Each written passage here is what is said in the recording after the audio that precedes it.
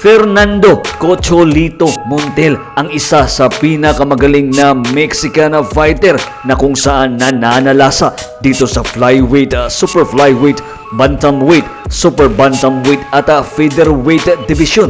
Kung lakas ng kamao ang basihan at kung ring IQ yung batayan, nabibilang itong si Fernando Montiel sa mga elite fighter dito sa kanyang division, dito sa kanyang henerasyon. At nang maitapat ito kay The Filipino Flash Nonito Donaire, marami ang nagsasabi na talagang mababaklas ni Montiel si Donaire.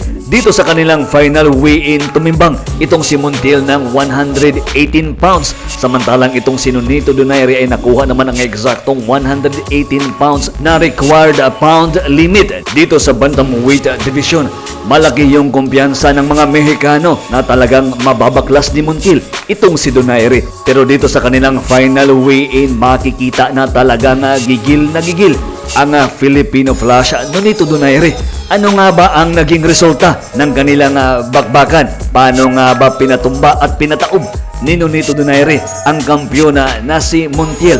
Isang napakalakas na left hook ang nagtala sa boxing history sa laban ng Philippines versus Mexico sa katauhan ni The Filipino Flash Nonito Donaire versus dito sa kampiyon na si Fernando Montiel. Sa laban ding ito, nakuha ni Nonito Donaire ang The Ring TV at ESPN.com Knockout of the Year Awards 2011. At pagkatapos ng labang ito, dito rin naging top 3 Ring Magazine pound for pound itong si Nonito The Filipino Flash Donaire. At dito ring naging ganap na 3 Division World Champion ang ating kababayan at naging Unified WBC and WBO Bantamweight Champion itong si Nonito. Balikan natin ang kanilang naging bakbakan. Ngunit bago tayo magpatuloy, kung ngayon ka lang napadpad dito sa ating channel, please palike at subscribe at pasuporta naman sa ating channel. February 19, 2011, Fernando Montiel versus Nonito Donaire. Mas bata itong si Donaire ng 3 taon at mas matangkad ng 2 inches dito sa kampiyon na Mexicano. Sa labang ito, si Donaire ay former WBE Interim Super Flyweight World Champion at former IBF Flyweight World Champion na kung saan makakasagupa niya ang former 3 Division World Champion at Unified WBC and WBO Bantamweight World Champion na si Fernando Cocholito Montiel. Balikan natin ang kanilang naging bakbakan. Round 1 ng kanilang laban. Maingat na sukatan.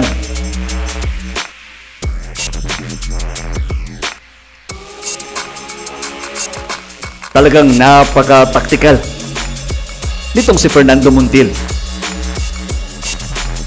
Pero makikita mo yung mga atake ni Nonito Donaire na talagang gutom na gutom.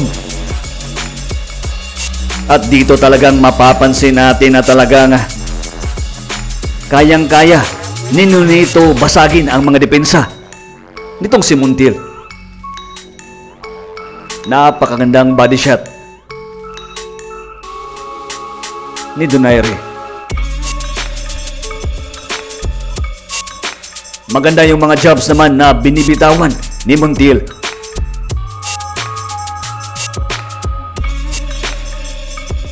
Napakagandang mga movement, napakagandang mga ilag ni Montiel. Pero talagang umaatake na itong si Donaire. Pagkatapos ng round 1, dama agad ni Fernando Montiel na nakuha ni Donaire ang unang round. Kaya kung makikita natin, mapapansin natin na talagang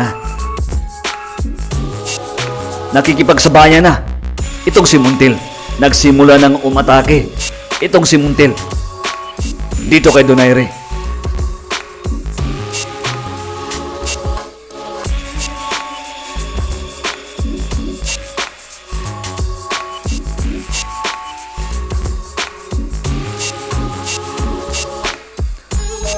Dito sa round 2, magbibitaw itong si Donaire ng napakalakas na left hook. Ayun, tumama sa kanang sentido nitong si Montiel. Parang natamaan ng baseball bat ang kampiyon na Mexicano. Talagang napakalakas Parang hindi alam ni Montiel kung anong nangyari o ano yung tumama sa kanya. Sa lakas ng kamao ni Donaire, hindi na nakarecover pa.